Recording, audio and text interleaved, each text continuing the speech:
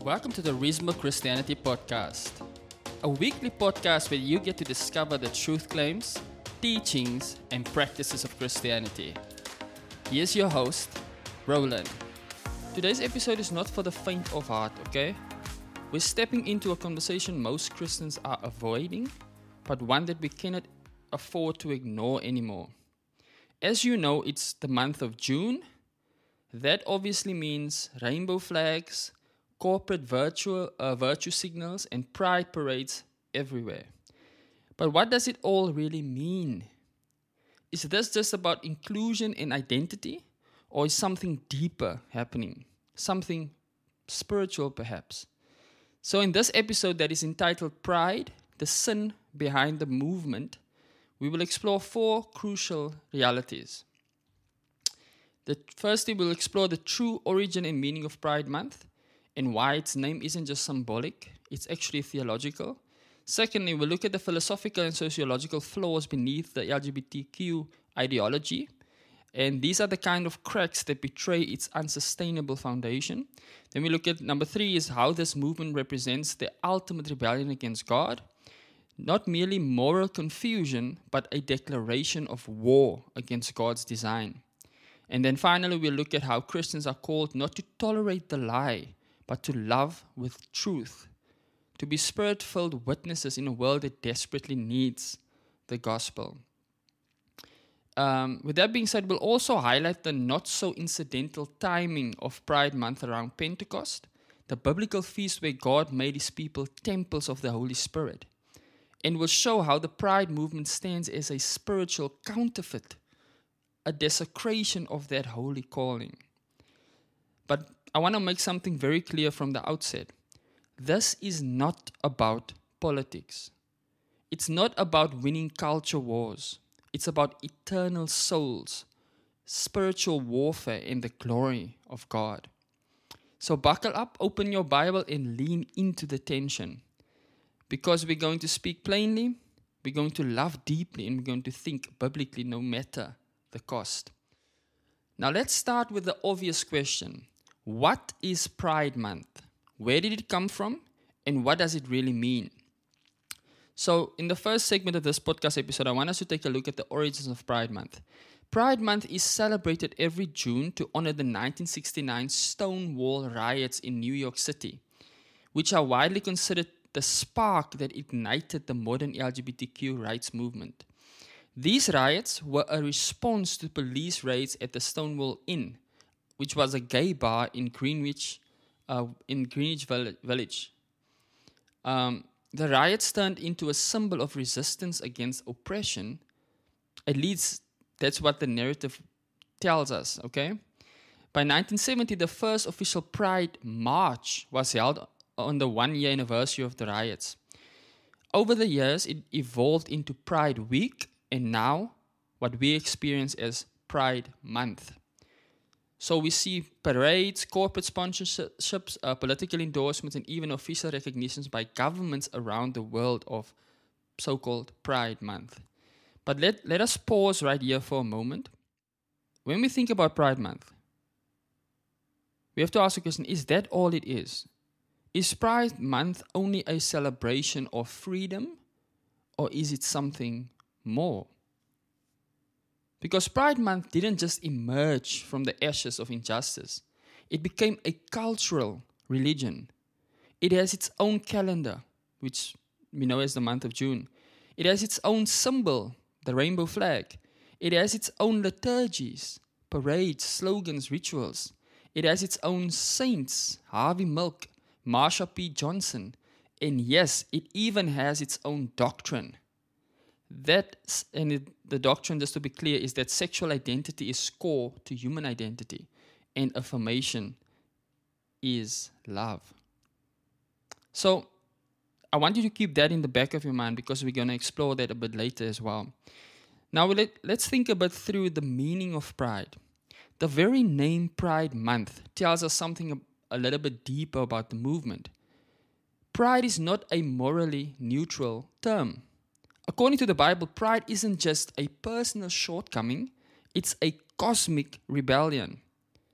Look at what 1 John 2 verse 16 says, "For all that is in the world, the lust of the flesh, the lust of the eyes, and the boastful pride of life is not from the Father, but is from the world." Let me say it again. The pride of life is not from the Father. It is from the world. And this is exactly what Pride Month elevates. Not humility before God, not repentance, not redemption, but self-glorification, self-expression, and self-worship.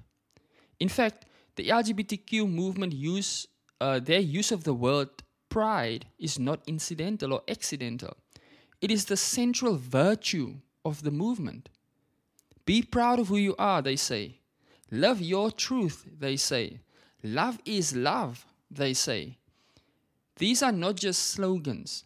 They are statements of belief.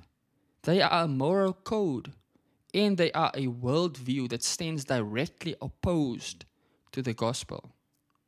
So from the outset, we see that the Pride movement, biblically speaking, is a movement built on a deadly sin.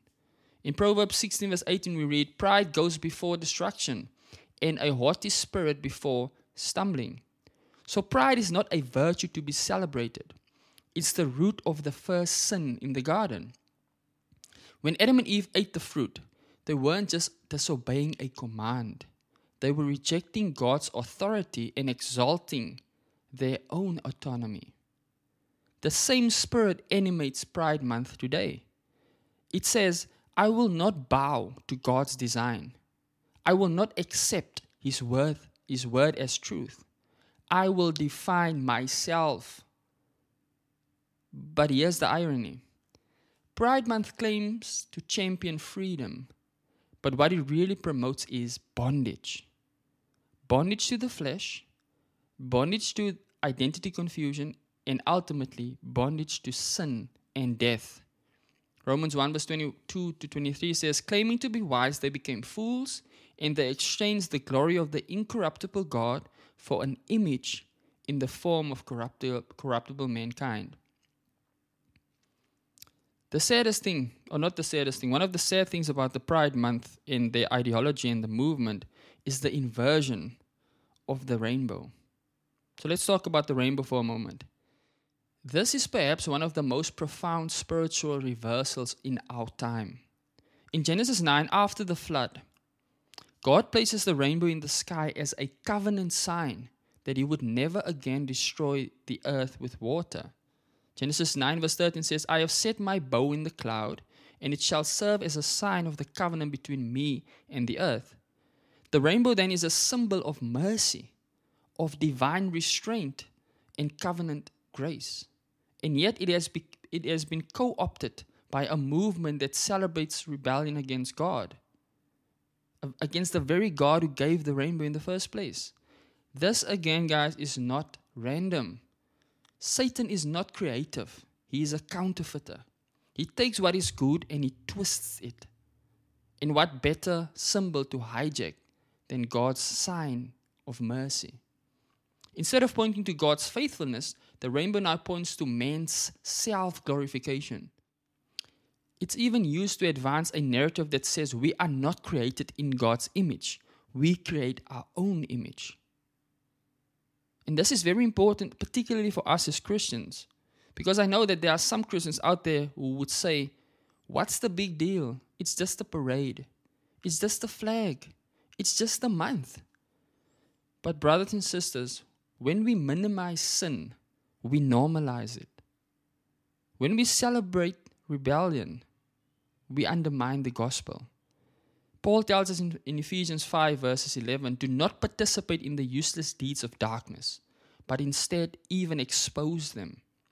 So our calling is not to blend in, but to stand out. It's not to tolerate evil, but to speak truth in love.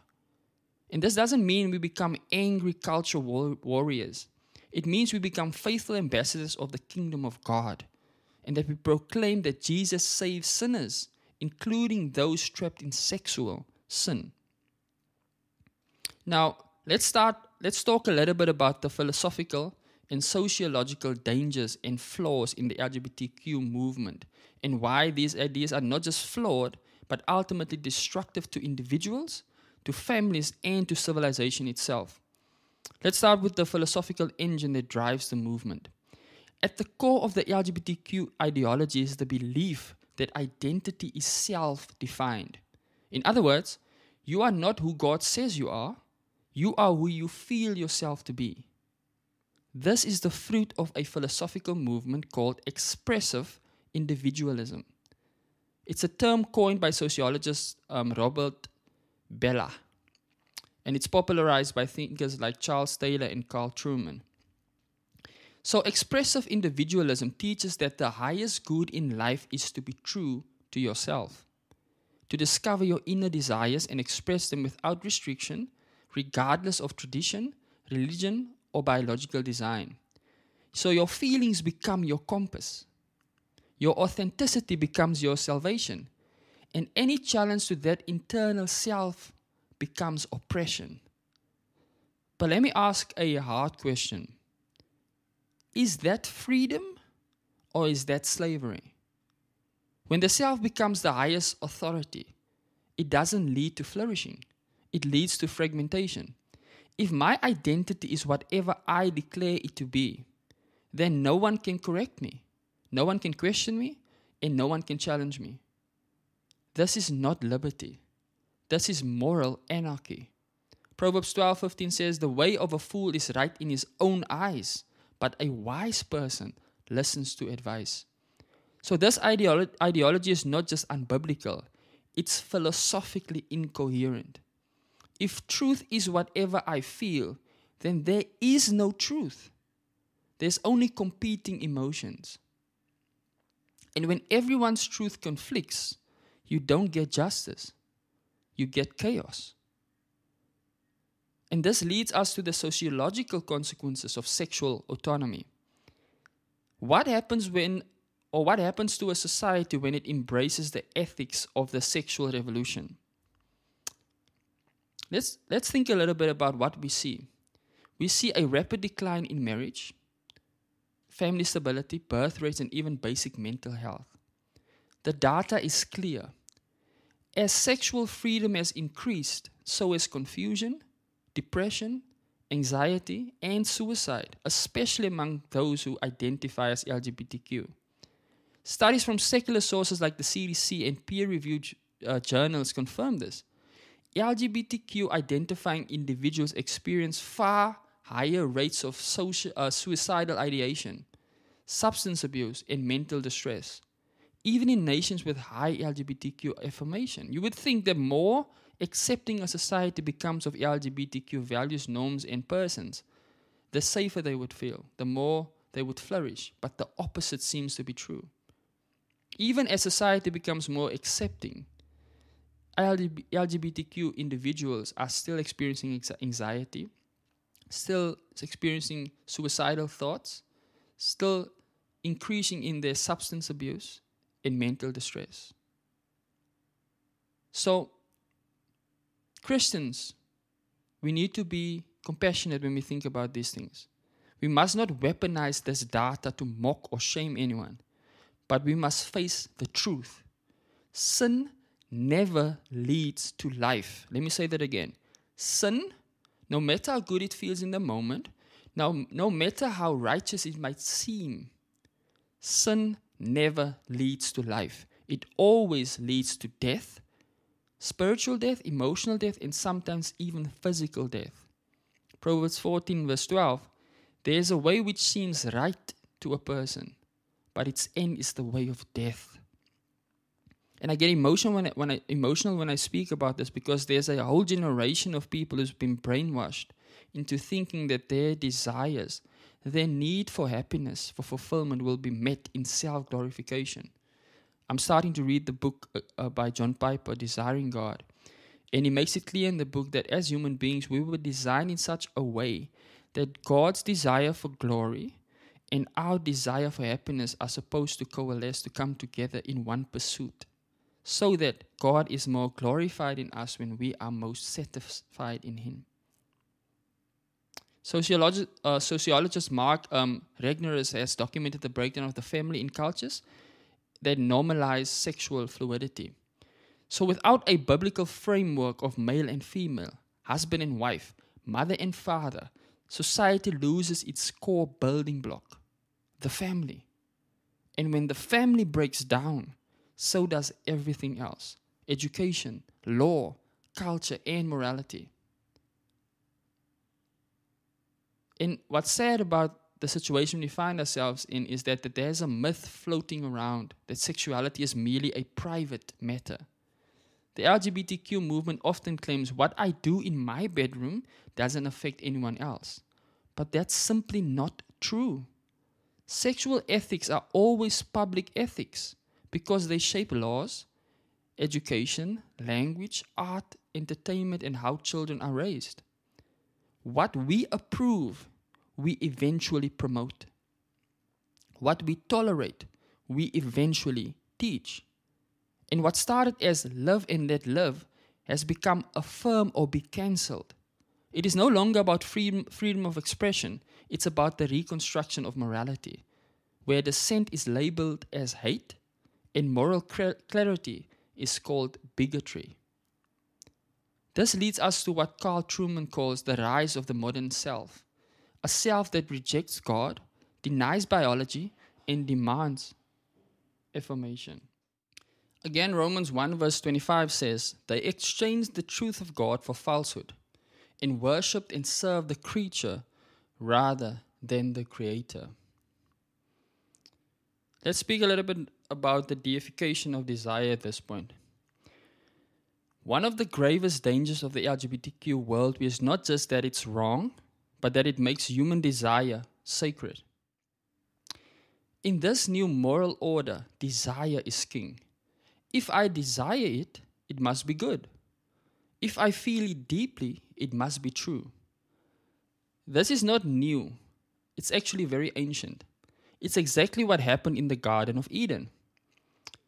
Genesis 3 verse 6 says, "When the woman saw that the tree was good for food, and that it was a delight to the eyes, and that the tree was desirable to make one wise, she took some of its fruit and ate." Desire became her guide. Autonomy became her goal. And rebellion became her reality. This is what we see today in the LGBTQ movement. Not just a rejection of God's rules, but a rejection of God Himself. Because although they knew God, they did not glorify Him as God or give thanks, but they became futile in their reasonings, and their senseless hearts were darkened. Romans 1:21. Now, the irony and the sad reality is that when you remove God from the center of your life, you don't just lose morality, you lose meaning. If I am just a bundle of desires, a collection of chemicals and feelings, then my identity is constantly shifting. I'm never stable.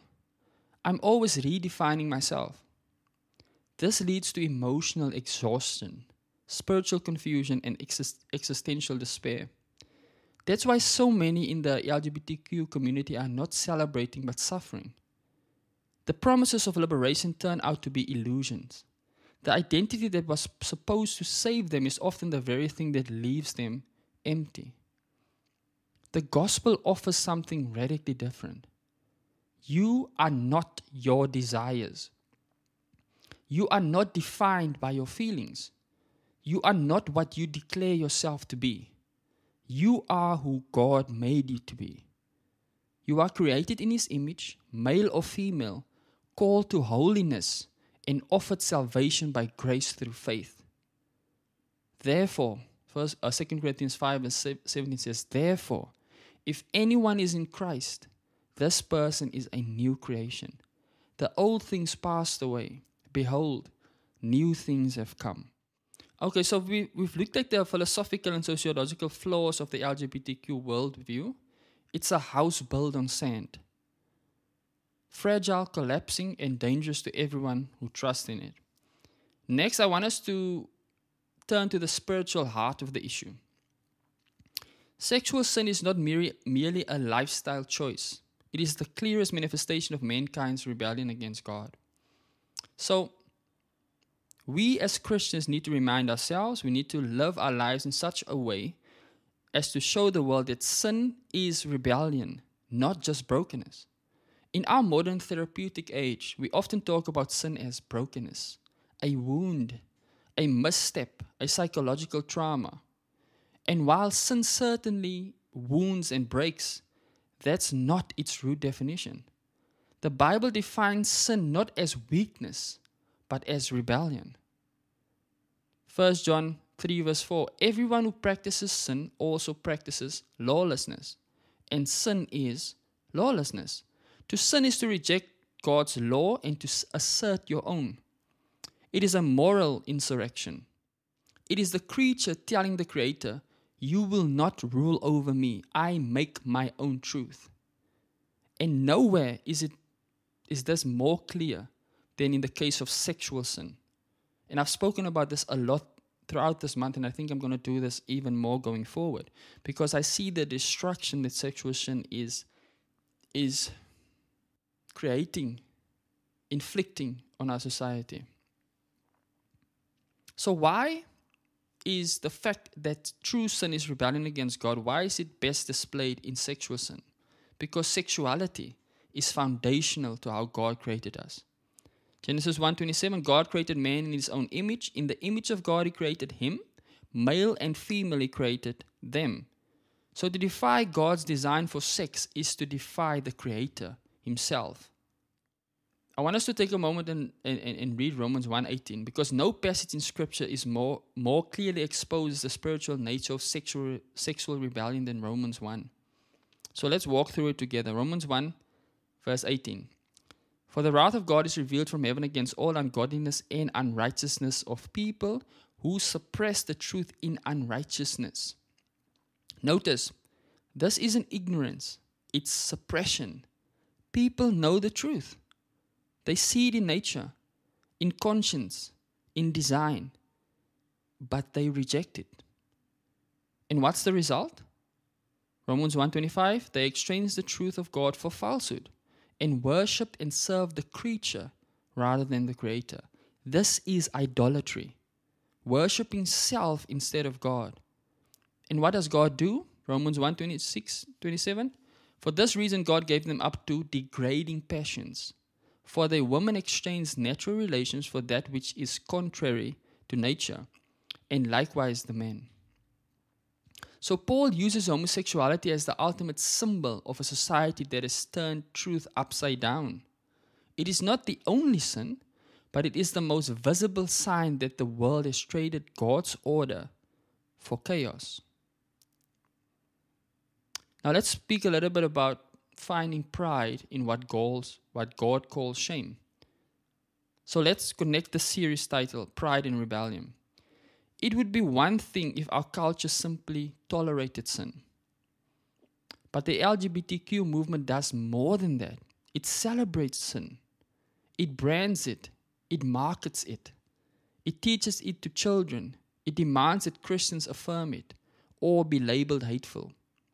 But this is exactly what Scripture warns us that would happen. In Isaiah 5:20, the Bible says, woe to those who call evil good and good evil, who substitute darkness for light and light for darkness. So our generation doesn't just sin, it takes pride in sin. And that is profoundly significant, especially when you consider 1 John 2:16, for all there is in the world, the lust of the flesh, the lust of the eyes, and the pride of life, is not from the Father, but is from the world. Pride is not a virtue. It's a vice. And yet we've taken the very word God associates with rebellion and made it a banner. So a Pride Month is not just cultural, it's spiritual warfare. It is humanity exalting itself over God's authority. And we need to realize that at the root of all this is a deep desire to be our own gods, or what I like to call the idolatry of autonomy. The LGBTQ movement and the broader sexual revolution is not simply about who someone loves. No, it's about who gets to be Lord. Will we submit to God's authority, or will we enthrone ourselves? This goes all the way back to the Garden of Eden once again. Genesis 3:5, for God knows that on the day that you eat from it, your eyes will be opened and you will become like God, knowing good and evil. That same lie echoes in today's slogans. Love your truth. You, do you, boo-boo? Love is love. No one can tell you who to be. These, again, are not just taglines, they are doctrines. And they are part of a secular religion built on autonomy, self-deification, and the rejection of divine lordship. But what people don't realize, or what the world doesn't seem to realize, is that sin promises freedom, but always brings slavery. The sexual rebellion promises freedom, but it delivers slavery. John 8:34 says, Jesus answered them, truly, truly, I say to you, everyone who commits sin is a slave of sin. So many people in the LGBTQ community are deeply hurting, not because society rejects them, but because sin can never satisfy the soul. It always overpromises and underdelivers. Just like the prodigal son, they have left the father's house for so-called freedom, only to find themselves in a pig pen, starving. John 15, 17 and 18 says, but when he came to his senses, he said, I will get up and go to my father. So if you are listening, friend, if you are not a Christian, or even if you are a Christian struggling with LGBTQ issues, or if you are just someone listening in that movement or struggling with those issues, whether it's homosexuality, pornography, promiscuity, or gender confusion, I want you to hear me very clearly. There is a way back home. There is mercy at the cross. There is power to change. You don't have to stay in rebellion. You can be reconciled with God. The gospel doesn't just forgive, it transforms as well. And now, more than ever, I want to speak to the Christian community. Now more than ever, we must refuse to be silent. Not with cruelty, not with mockery, but with clarity, courage, and compassion. We cannot affirm what God condemns. And we cannot bless what God has cursed. We cannot pretend that rebellion is righteousness. Galatians 4:16 says, have I become your enemy by telling you the truth? Truth is not hate. Let me say that again. Truth is not hate. Truth is love. And love speaks even when the world refuses to listen. At this moment, I want us to turn the lens inward. Because the question for us as Christians is not merely how we evaluate the culture, but also how we respond to it. What should be our posture, our witness, our mission in the middle of a world that celebrates sin and calls it progress? How should we react? How should we respond? So this final section, as we bring this podcast episode home, is about truth, love, and spiritual clarity. We need to understand that Pride Month relates directly to the biblical feast of Pentecost. It's a war of temples. And this is something that most people actually miss. Pride Month conveniently coincides with the biblical feast of Pentecost. Do you think that's random? Personally, I don't think so. In spiritual warfare, nothing is truly random. Pentecost, or Shavuot, was originally a Jewish festival celebrating the first fruits of the harvest and the giving of the law at Mount Sinai. But in Acts 2, it becomes the moment of radical fulfillment, the outpouring of the Holy Spirit on the early believers. This is the moment when the ecclesia was born, the Christian community, the body of Christ, the bride of Christ was born. Not by human hands, not by political strategy, but by the very breath of God. Acts 2 verse 4, and they were all filled with the Holy Spirit and began to speak with different tongues as the Spirit was giving them the ability to speak. So from this moment onward, every believer becomes a temple of the Holy Spirit. 1 Corinthians 6 verse 19 and 20, or do you not know that your body is a temple of the Holy Spirit within you, whom you have from God? And then verse 20, therefore glorify God in your body. Now here's the clash. During the same season, when the Christian community celebrates holiness, indwelling, and spiritual power, the world also exalts sexual immorality, self-worship, and fleshly pride. Pride Month, in practice and ideology, represents a counter-Pentecost, a desecration of the temple of God. It celebrates what Galatians calls the very deeds of the flesh. Galatians 5:19 to 21, now the deeds of the flesh are evident, which are sexual immorality, impurity, indecent behavior, and then it goes on to say, those who practice such things will not inherit the kingdom of God. So where Pentecost calls us to witness and holiness, Pride Month exalts self-expression and moral autonomy. One calls us to glorify God with our bodies, the other commands us to glorify the self, even if it means mutilating the body and rejecting God's created design. This is not a coincidence, guys. It is a collision. A spiritual showdown between two visions of humanity. One vision that is rooted in the Spirit of God, and the other vision is rooted in the spirit of the age. So, how should Christians respond? Obviously, we shouldn't respond with rage, but we also shouldn't respond with compromise. And we definitely shouldn't respond with silence. We respond by preserving and persevering in our calling. And our calling is to be witnesses of Jesus Christ, filled with the Spirit, shaped by the Word, and empowered by grace. Acts 1 verse 8, but you will receive power when the Holy Spirit has come upon you, and you shall be my witnesses to the ends of the earth. So this is not a time for shallow tolerance or sentimental slogans. It is a time for Spirit-filled boldness and biblical love. And the most loving thing you can do, or the most loving thing you can give, is truth. You see, we live in a culture moment where tolerance is hailed as the highest virtue. But what the world calls tolerance, God calls compromise. True Christian love, agape, is not passive. It is not indifferent to sin.